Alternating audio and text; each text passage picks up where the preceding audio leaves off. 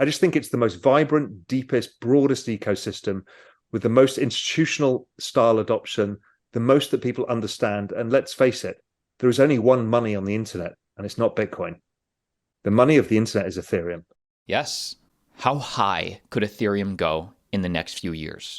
Today we sit down with global macro investor Raoul Pal to talk about the potential of the Ethereum network today.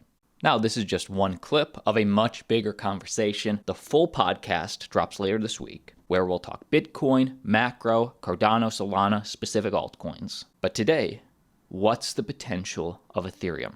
I am agnostic to who wins. I don't care. All I do is look at the chains and think, okay, I want to allocate capital. What ecosystem do I want to allocate to right now? What has the best risk-adjusted returns?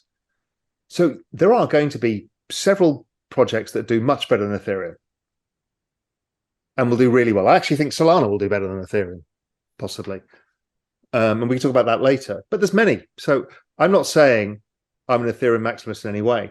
I'm saying it has observable network effects beyond any other token ecosystem. The number of use cases, the applications, the number of wallet addresses, the kind of velocity of money. Okay, that's amazing. So Ethereum is really special there.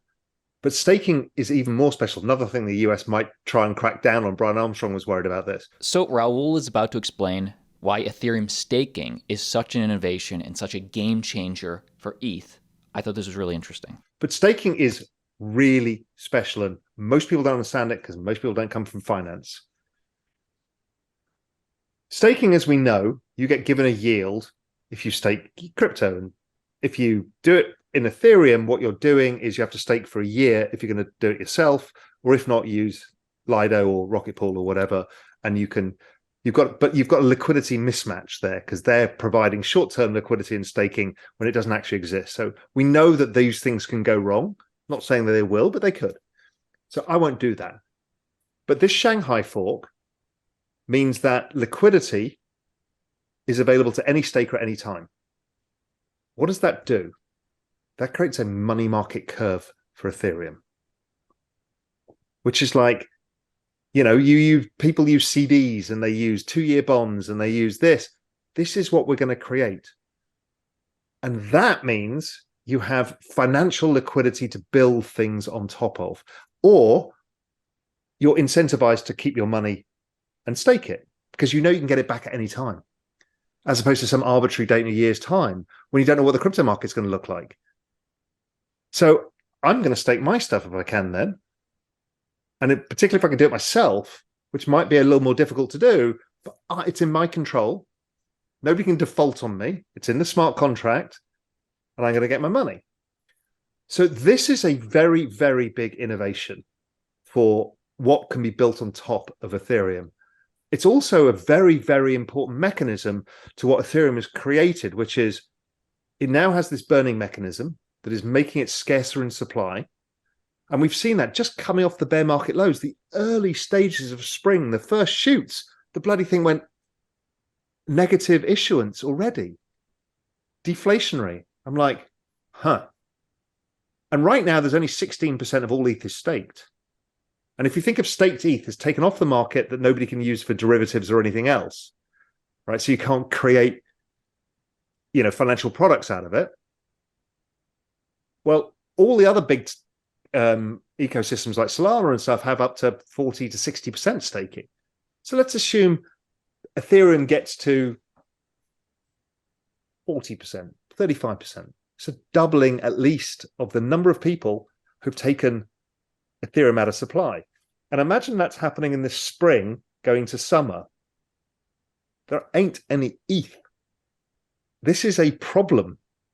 It actually, I think it may be such a problem in a bull market that it's either going to force massive upside volatility spikes that become kind of unmanageable, or if it does drive up fees so much, then obviously it bleeds into the layer twos. But they too consume ETH. So it's still circular. Yes, they they consume less ETH. So it's a very interesting situation. So that's why I'm very, very bullish on ETH overall. I just think it's the most vibrant, deepest, broadest ecosystem with the most institutional style adoption, the most that people understand. And let's face it, there is only one money on the internet, and it's not Bitcoin. The money of the internet is Ethereum. It is the only ecosystem where we quote prices in a foreign currency. Now, what was hilarious today, there was a tweet out about the new Bitcoin NFTs, and they're like, they are 1 point whatever Bitcoin brackets X number of ETH. I found that hilarious because ETH is the money of the internet. Now, I don't think it's going to lose that. But that, again, doesn't mean it's the best performer, because we're going to push use cases elsewhere for innovation. We've got things like SUI coming. Aptos hasn't fully been utilized yet. We need to see the network effects. Solana, I think they're aiming for the broadest adoption by making it a consumer-friendly place, to onboard normies. Okay, that's very powerful. If they get that right, then, and their work with people like Meta and stuff like that, Instagram, is very interesting. That's super amazing. Polygon, okay, amazing group. What are they doing? They're onboarding a lot of people. They've got a lot of throughput. Super interesting. SUI hasn't even come onto the market yet, and that is faster, incredible team, stuff like that. So there's a lot going on here. But ETH is the easiest way because it's probably got the least risk. Okay. So that's really interesting, because what Raoul is essentially saying is, yes, obviously, there'll always be other altcoins that have much bigger gains. But if you're looking for the best risk-adjusted return in cryptocurrency, Ethereum's on a whole different level when it comes to the tokenomics, the fundamentals, the awareness, the actual use of the blockchain. And before we get to price expectations, my brother, Aaron, asked a really good question. If you like ETH, you probably really like the ETH scalers, the layer 2s, like Polygon, Arbitrum, Optimism. How do you value those coins?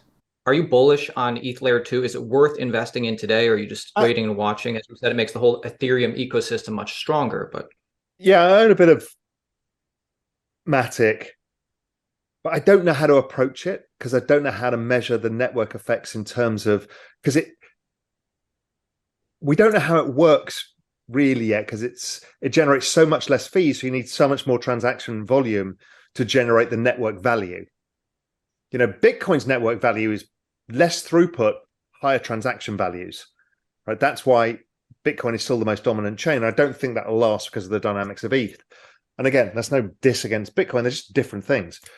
So I don't know how to value the layer 2s. So I'm watching them with interest, and I got a bit of cash in them. And I'm sure I'll FOMO into something at the wrong point at some point. But why do all the VCs always go for Matic first, or like the big traditional finance guys, they go for Matic first? Why is that? I think their marketing team is better, right? The game of network adoption is also attention. And they've just done a better job at getting attention. They understood that doing a deal with Google, which actually meant nothing, actually got them headlines everywhere that they've done deals with Google. They did one with Disney too. They're not doing anything really with Disney, but Matic, Disney. Narratives are what wins in this game. And that's one of the reasons Bitcoin has kind of not outperformed in this down cycle, is because it's lost its narrative. It became much more insular. So that insular narrative is, you have to eat steak, do nothing but stack sats, and have this lifestyle of complete nothingness. It's not appealing to that many people. So it's less vibrant. It's interesting. So, because these are all memes as well as technology, but it's memes that drive the adoption. And then as people join it, they start creating use cases. Now, the full uninterrupted podcast conversation drops in a few short days. So good. Make sure you click subscribe and have the bell notifications turned on. Also, if you want to support me, click the like button. I would love to moon the likes, get them over 10,000. But finally, based on all that, how high could Ethereum go in this next cycle? I don't know. I always get, there was no upside to price predictions because your face gets rubbed in it. They cut this clip out and then say, look at you, you were fucking moron. So, I just hate doing it, but I don't see any reason why it's not above 10,000. I see no reason at all why it's not above 10,000. So, that's a decent upside from here. Hey, by the way, be sure to join us for Outer Edge LA. Use code Altcoin Daily VIP for 10% off your ticket. Link down below.